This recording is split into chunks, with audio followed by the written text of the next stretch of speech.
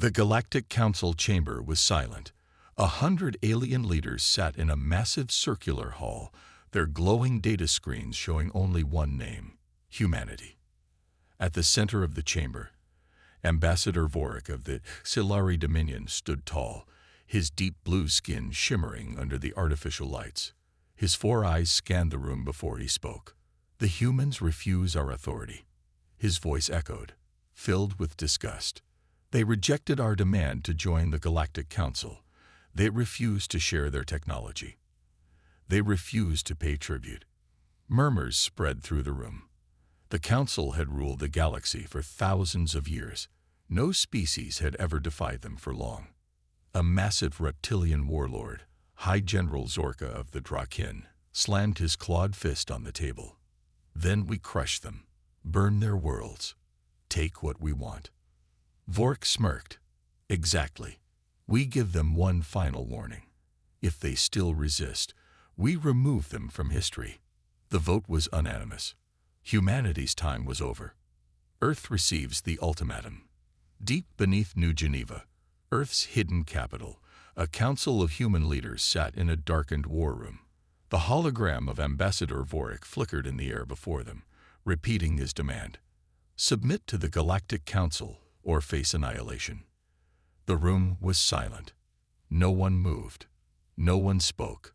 The only sound was the hum of advanced computers processing data. Finally, President Alexander Gray leaned forward, his expression unreadable. "They think we are weak." Across the table, Admiral Sarah Connors, head of Earth's defense fleet, gave a cold smile. "They have no idea what we are capable of." A younger officer, Commander Ryan Hayes, frowned. "Should we respond? Maybe negotiate?" Gray shook his head. "No, we've hidden for long enough." Admiral Connors tapped a button on her wrist console. The hologram of Vorik's ultimatum disappeared, replaced by a live image of Earth's hidden military fleets, massive weapons, and classified war technology. For centuries, humanity had played weak. Let the galaxy believe they were just another minor race. That illusion was about to end. "Send the Council our answer," President Gray said. "No speeches, no threats, just 2 words. Come try." The calm before the storm. On the Galactic Council homeworld, Ambassador Vorik received the response. He expected panic. He expected fear. Instead, he got defiance. He laughed. "Foolish humans." The entire council agreed. "Prepare the invasion fleet." Within hours, thousands of warships gathered at the borders of human space. They thought this war would be quick. They thought humanity would break. They were wrong. And the universe would never be the same again. The Galactic Invasion Fleet hung in the void, a massive wall of warships prepared to erase humanity from existence. "Move into position." High General Zorka growled from the bridge of his battleship. "End this before it begins." The fleet, minus 5,000 ships strong, advanced toward the Sol system. The Council had sent overwhelming force, expecting a swift victory. After all, humanity was just another minor race. Or so they believed. The battle begins. As the first wave of alien ships entered the outer edge of the solar system, they expected no resistance, only silence. Then, suddenly, their sensors went blind. "What?" a auxiliary officer hissed. "We've lost all long-range scans." Before anyone could react, space itself seemed to explode. Hundreds of human warships emerged from behind Titan's shadow, launching a brutal first strike. Railguns, kinetic missiles, and energy lances tore through the enemy lines. The Council's fleet had walked into a trap. "Return fire," General Zorka roared. But it was chaos. Human warships moved too fast, too precise. Their weapons punched through shields like paper. Their ships turned at impossible angles, reacting before the enemy could even aim. The Council's fleet was not just losing. They were being annihilated. The galaxy watches in shock. Across the universe, live transmissions of the battle were intercepted. Billions of alien citizens stared at their screens in disbelief. The humans are winning. It wasn't just a battle anymore. It was a massacre. For centuries, the Council had ruled with fear. Now, they were the ones afraid. The retreat. High General Zorka clenched his jaws. His fleet was being destroyed ship by ship. "This is impossible," he snarled. A panicked officer turned to him. "Sir, we must retreat." Zorka hesitated. To run was dishonor, but to stay was suicide. "Fall back," he barked. "We underestimated them." The shattered remains of the once mighty galactic invasion fleet turned and fled. For the first time in history, the Council had lost a war before it even began, and in the dark corridors of Luna Command, human leaders watched them run. President Gray's voice was calm. "Let them go." Admiral Connors nodded. "They need to spread the message. Humanity had been patient for too long. Now, the galaxy would finally learn what that patience had been hiding." The Galactic Council chamber was in chaos. The mighty invasion fleet, minus 5,000 warships strong, had been obliterated. The few survivors limped back to Council space, their hulls scarred, their crews silent with shock. Humanity had crushed them. Ambassador Vorik's hands trembled as he played the battle footage before the Council. This is not possible." The High General of the Draken, Zorka, sat hunched in his chair, humiliated. His voice was low, dangerous. "They have weapons we do not understand. Ships that move faster than physics should allow. Technology far beyond what they should have." Silence filled the room. Then, finally, the Supreme Chancellor of the Council spoke. How did we miscalculate this badly?"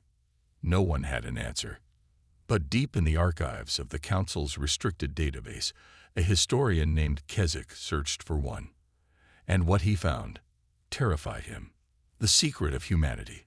The Council had always assumed humanity was a young species, just a few thousand years into space travel. They were wrong. Hidden within ancient records, Keswick uncovered something shocking. Humanity had been spacefaring long before the Council ever discovered them. They weren't weak. They weren't new. They had been watching, waiting, preparing. And worst of all, they had been hiding their true strength the entire time. The warning that was ignored. Centuries ago, an old empire, the Va'ari Dominion, had fought a war against humanity. It lasted less than a year. The Va'ari were erased. Their homeworlds turned to silent graveyards. Before the last Va'ari survivors vanished, they left behind a warning in their ancient language. "If you ever find the humans again, run." But the Council had ignored these records. They had believed humanity was just another race to conquer. Now, they understood the truth. And it was too late. The Council's fear. Keswick rushed into the Council chamber, gasping for breath. "We have made a mistake." Ambassador Vorik turned, annoyed. "What nonsense are you?" "The humans were never weak," Keswick shouted. "They let us believe that." Vorik's blood ran cold. High General Zorka growled. "Then we must strike now, before they fully awaken." The Chancellor's eyes narrowed.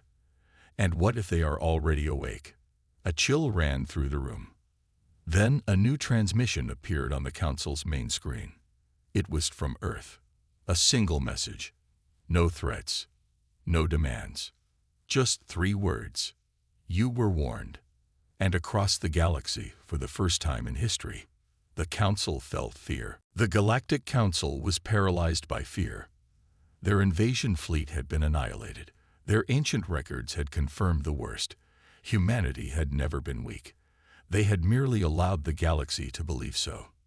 Now, the Council faced an impossible choice. A full-scale war would be suicide. But doing nothing, that was even worse.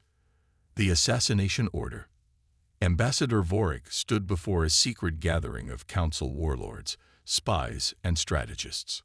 "We cannot fight them in open battle," Vorik admitted, "but we can weaken them from the inside." A shadowy figure stepped forward. Director Zalven, head of the Galactic Intelligence Bureau. His voice was cold, emotionless. We will infiltrate their networks, sabotage their systems, assassinate their leaders. Humanity cannot fight back if their own worlds collapse from within. A silent agreement passed through the room. The Shadow War had begun. Earth's unseen defenders. On Luma Command, deep beneath Earth's surface, Admiral Sarah Connors studied the intercepted transmissions from the Council. Her expression didn't change. They think they can destabilize us. A younger officer, Lieutenant Hayes, frowned. They've already started. Cyber attacks, political interference, even assassination attempts on our ambassadors. Connors gave a small smile. Good. Let them try. Lieutenant Hayes hesitated. Ma'am, we should warn the President. Connors turned to him. Do you think we weren't expecting this? Behind her, a massive screen lit up, displaying Earth's own intelligence operations. We've already infiltrated their governments, their military, their high command. Connors looked back at Hayes. They started this war in the shadows. We'll finish it in the dark. The Council's first mistake. On a distant colony world, a team of elite Council assassins moved in silence. Their target, Dr. Elias Carter, one of humanity's top scientists. They had the best cloaking tech, the most advanced weapons, and the element of surprise. They reached his research station. No alarms, no defenses. The humans were completely unaware. Or so they thought. As the lead assassin prepared to strike, a cold voice echoed from the shadows. You shouldn't have come. A red laser sight appeared on his forehead. Then another, and another. Before he could react, silent gunfire filled the air. The assassins never had a chance. The fall of the spies.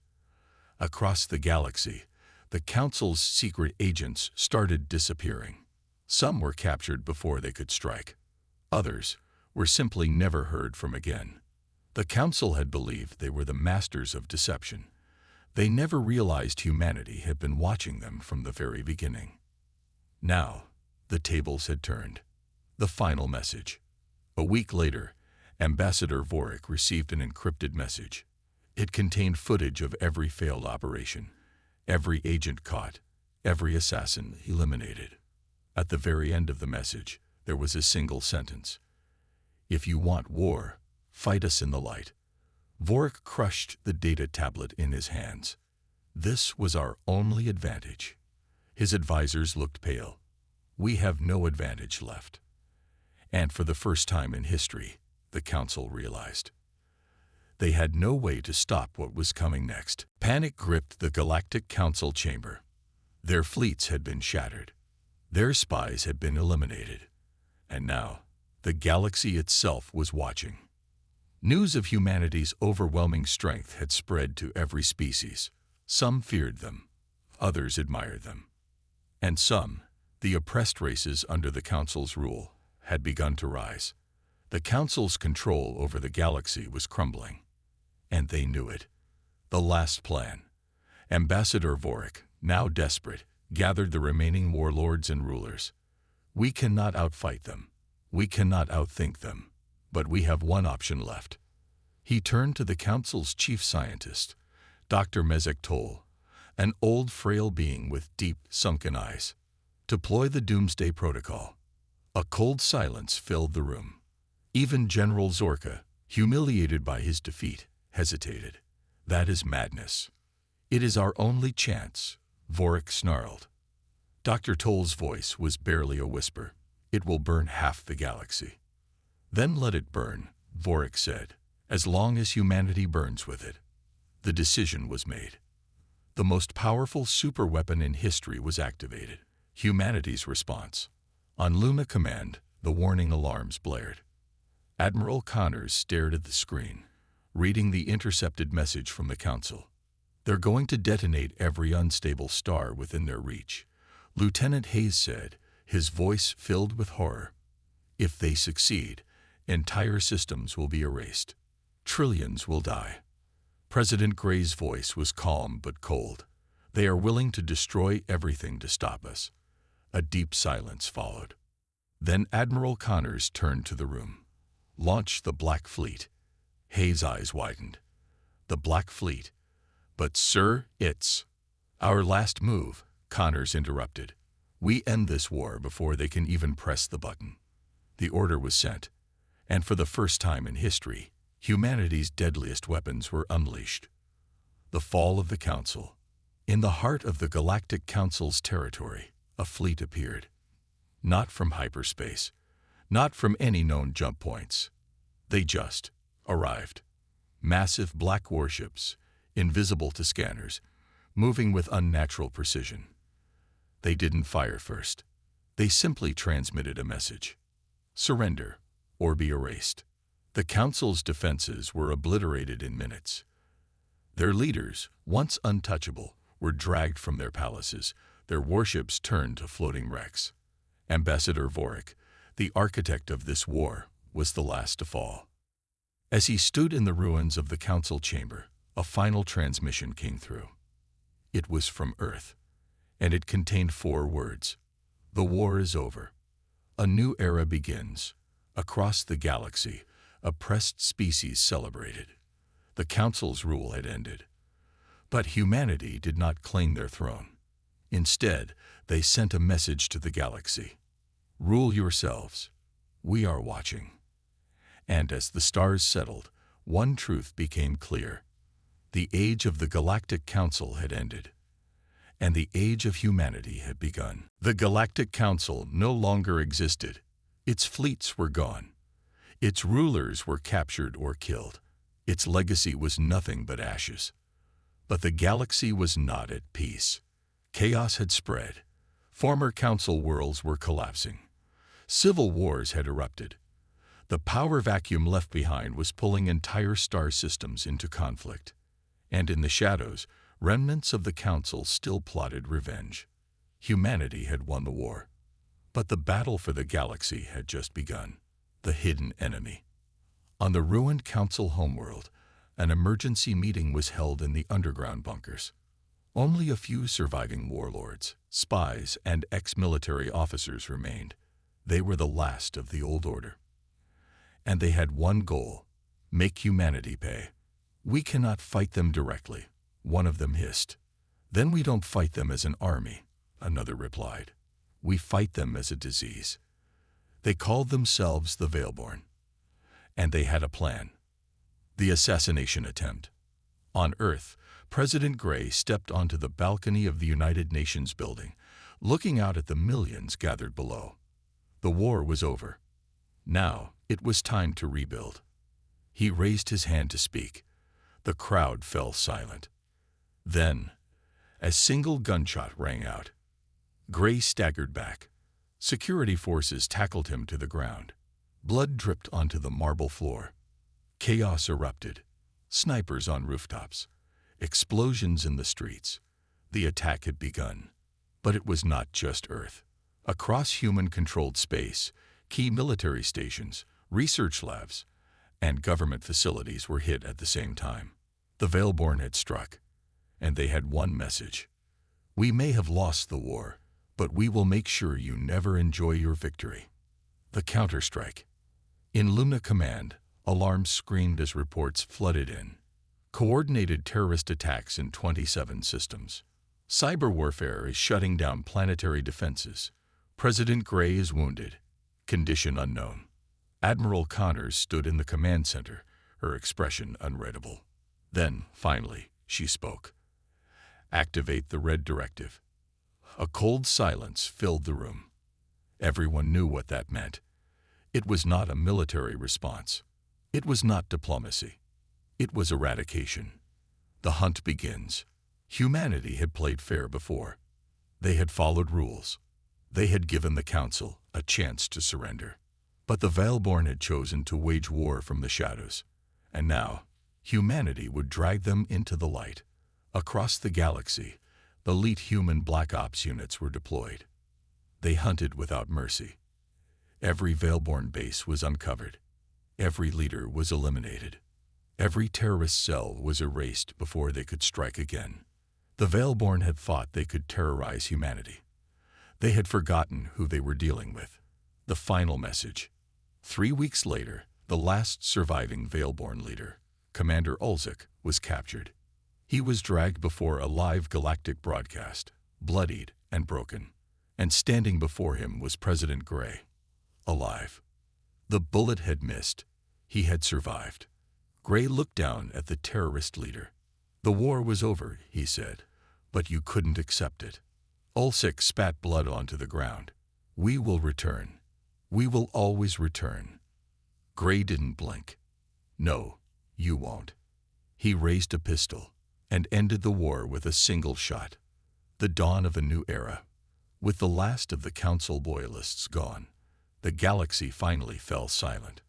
Some species feared humanity. Some respected them. And some saw them as something even greater, protectors. But everyone understood one thing. The age of the weak was over. And the age of humanity had truly begun. The galaxy had changed forever. The Galactic Council was destroyed. The last of its loyalists, the Veilborn, had been hunted down and erased. No species would ever challenge humanity's dominance again. But as the dust settled, a new question emerged. What comes next?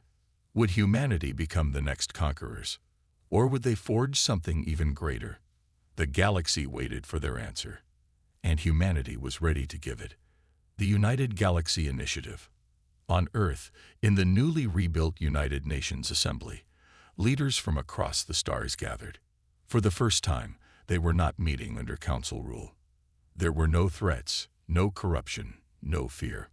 Instead, they had been called by humanity. President Gray stood before them, his presence commanding the room.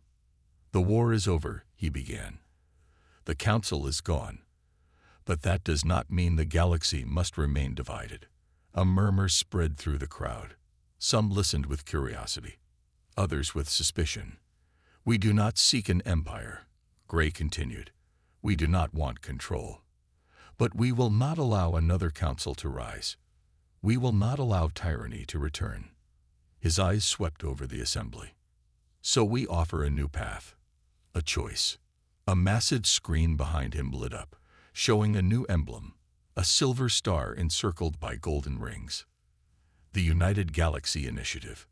A coalition, not of rulers and dictators, but of free worlds.